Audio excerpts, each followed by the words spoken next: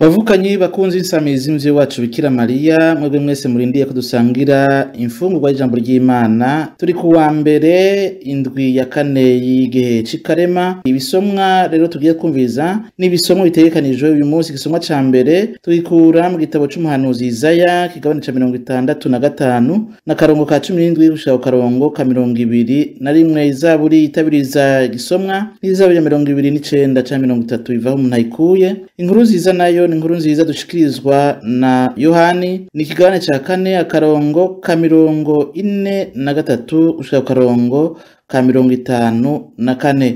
Muri kumwe na Padiri Jeremy Bukene wo muri diocese nkuru ya Bujumbura. Kaze Imana ituyagire. Ivyo dusoma mu gitabo c'umuhanuzi Isaya. Ngiri iriyazwe n'umukama. Nza kurema amajuru mashasha n'isi nshasha. Nta uzosubira kwibuka ivya kera. Ivyo ntibigasubire kwiyumvirwa. Ariko bazosagwa n'akanyamuneza n'agahimbare kadahera kuvyo nza kurema. Nza kurema Yeruzalemu izoba urweze. Igihugu canje naco bacite gahimbare. Yeruzalemu izonezereza. Igihugu canje naco kizombera gahimbare. Kuva ubu nta muniho n'induru bazoba bacumva. Ntihazoba abapfa bakiri kwibere canke abatama batarasozera imyaka yabo. Uwopfa amaze imyaka 100 yoba apfuye akiri umwana, kandi ukenyutse atarashikira imyaka 100 yoba avumwe.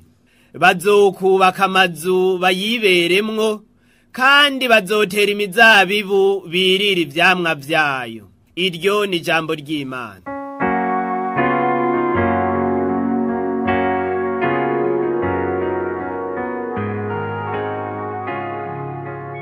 Ndaguhaya Mukama kuko wambogoye. Ndaguhaya Mukama kuko wambogoye. Ndaguhaya Mukama kuko wambogoye. Ntiwampaye amenyo y'abansi. Mukama wankuye ku cyobo unsubiza amagara. Ndaguhaya Mukama kuko wambogoye. Curarangira Umukama abamukunda mwese. Mushimagize mu kwibuka izina ryiwe ryeranda. Ishavu ryiwe rimara umwanya rumera, urukundo rwiwe rugahoraho. Ku mugoroba barabogoza, mu gitondo bagatarika. Ndaguhaya Mukama kuko wambogoye. Mukama nyumviriza ungirira ikigongwe. Mukama nuze kundokora, wankuye kugandara unjana kuvyina. Mukama Mana yanje, nzoguhaya imisi yose. Ndaguhaya Mukama kuko wambogoye.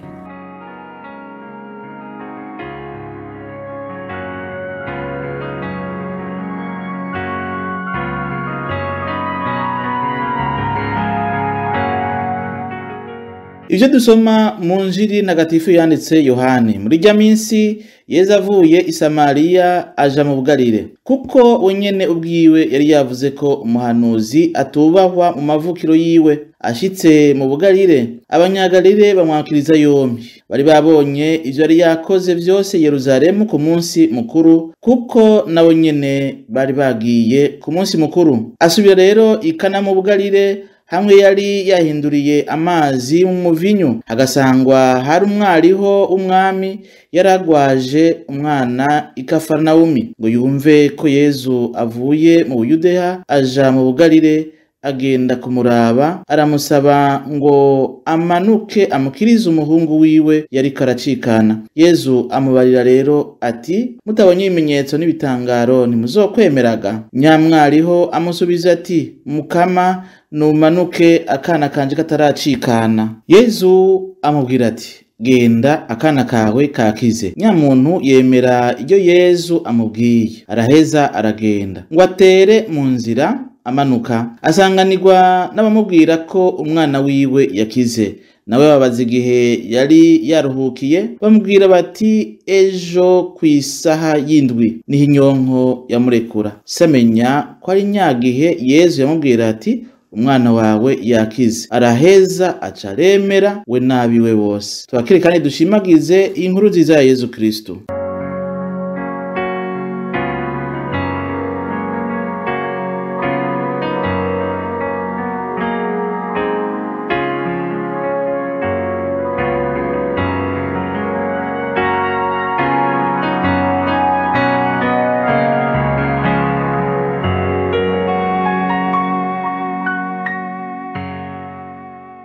Inkuru nziza nuko Yezu Kristu ari umukiza wawe. Bavukanye amajambo y'Imana twumvise yose ayaga ivyiza vy'Imana. Izaya amenyesha ko Imana igomba guhindura ibintu, irema isi nshasha, intungaye zoye guhogwa inabi kogwa n'abanyakibi. Mu nkuru nziza naho umuvyeyi yasavye Yezu Kristu ngo umwana wiwe asubire kudundega, arabimuha. Abimuhira baza kumusanganiza ako gakuru keza. None twokwibaza ikibazo, mbega hari vyananiranye iwawe, hari vyananiranye iwanje, hari vyapanze mu nzi wacu mu gihugu birananirana, hari umubabaro, inzara, umwumvikano muke, abarwaye. Yezu n'umusaseredoti ashoboye kudukiza, mutakambire. Tuzirikane rero amajambo y'Imana y'uyu munsi. Iyi si ntisakaye nk'uko bakunze kubivuga abantu benshi. Iyo bavuga ko isi idasakaye nkuvuga yuko ingorane zirahari kandi zishobora gushikira uwo ari we wese. Intambara zihari no mu bihugu bavuga yuko byifise bitunze. Raba no mu nzi wawe. Kuri benshi mu mazu harabuza amahoro n'urukundo, hari iterabwoba, ukwikunda n'izindi ngeso, indwara, ubushomeri, agahinda, harababuza akazi, harababuza aho bivuriza. Nukuri iyi si irashaje, ikwiye kuba nshasha. Ni nko mu gihe ca Izaya ntihatekanye, no mu gihe ca Izaya ntihari hatekanye, kandi turumvise ko n'umuvyeyi nawe nyene isi yiwe, igihugu ciwe, umuryango wiwe tutekaniwe. Yagenza amasaha menshi, amasaha n'amasaha agiye kurondera inyishu y'umwana wiwe. Ibibazo rero ntituvyishoborera. Bwa kabiri, ntituvyishoborera. Abongeje Izaya barashenze Imana ibakize. Mu nji naho twumvise ko umuvyeyi mbere yubashwe agiye kurondera Yezu, ni umusumvye icubahiro kandi aravyemera kugira ngo amufashe. Ikibazo ca Isirayeli naco nyene nicari coroshe. Barapfisha abana, abatama bagapfa, bubaka amazu bagapfa batabayemwo, barimo imizabibu bagapfa batayiriye. Vyari vyarabananiye gutora inyishu z'ibibazo nk'ivyo. N'uyu mugabo akora ku kirimba kwa perezida vyaranse gutora inyishu y'ikibazo c'umwana wiwe. Agendana ubwoba koza yumva agahungu kiwe kasubije ikarata y'ubuzima. Yaje ariruka kwa Yezu, mbere asaba Yezu ngo birukange basanga umwana atarapfa. Yari umuntu yubashwe, umupfasoni, usanga yama mu costume ko vyaramunaniye. Amakostime yo dushobora kwambara, uburiro n'ubunywero bizimvye batuzimaniramwo, akenshi nibihindura ibiri kuri mutima, ibiri mu bunzi wacu, ibiri ku kazi. Raho mwibarabara muzohura n'abambaye amakaruvate, amakostime, bagendera mu miduga myiza, ariko hari ibibazo vyabananiye. Kumvise ubishobora uwariwe. Inyishu yova hehe? Aho mbere nashaka kuhateba. Ego cane, inyishu iva ku Mana. Ndabisubiyemwo, inyishu iva ku Mana. Ibi bintu biravugwa kuva kera, biravugwa n'abantu benshi bavyigisha ko inyishu y'ibibazo vyacu iva ku Mana, hakaba abantu mugabo batavyumva. Izaya ati ngiye kugira isi nshasha. Iyo ni Imana ivuga, ndayitunganye neza, nsanure ivyatatanye, ivyanse, nsubire ndayiryoshe. Abantu basubire batwenge, barambe, bagira amagara meza, bafungure, baryame, basinzire. N'umuvyeyi yarafise umwana agwaye, Yezu ati umwana yakize. Mbere muri bwa buryo nkorera kure, a distance. Yezu ndamukunze cane. Ndamukunze kuko ubwo nyene aciye akubitira w'ikidodo uwo muntu. Umwana wanje aragwaye, umwana wawe arakize. Yezu n'umukiza wacu. Yezu araganje. Imana ivuze ko umwana akize, ubwo n'ubwa kane abakize. Imana ivuze ko isi igiye kuba nshasha, bigiye kuba nshasha. Umwana yari yakize ko yase yaciye, ubwo nyene aronka agakuru keza akavyemeza kuri irya saha nyene yamukirijeko. Abantu rero bo kwa Izaya nabo nyene barasuye kuramba nka kera, nko mu gihe ca kera. Bazosubira bubaka amazu bayabemwo, imizabibu bayifungure. Nuko nuvuga yuko ibintu bizosubira kuba vyiza, imyaka izosubira kuba myero, kubera Yezu, kubera Imana. None dusozera. Neka bavuga ko twumva ibintu aho bipfira naho bikirira. Mu gusozera dusabwa iki? Twiyemeje iki? Emera Imana, ja mu mugambi wayo, hibi nabi ukora neza. Igano rya muvyeyi mu kwemera kwiwe, gabanya amanyama, ubwirasi, ukwirarira, ukudahanurwa.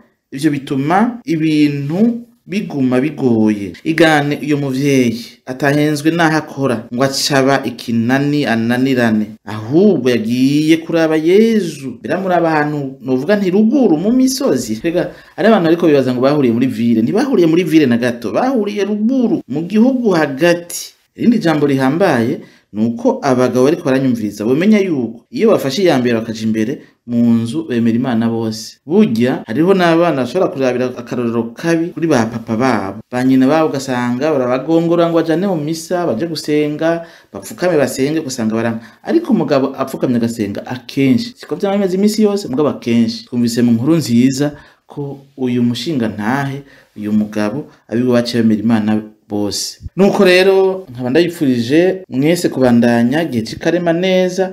Mwari kumwe na Padiri Jeremy Bukene wo muri diocese nkuru ya Bujumbura. Imana ibahezagire kandi namwebwe ibakize, ibahe iminsi myero, ibahe inzu muzibemwo, ivyo murimye mu bifungure. Nibahezagire yo Data, Mwana, Mutima Mweranda.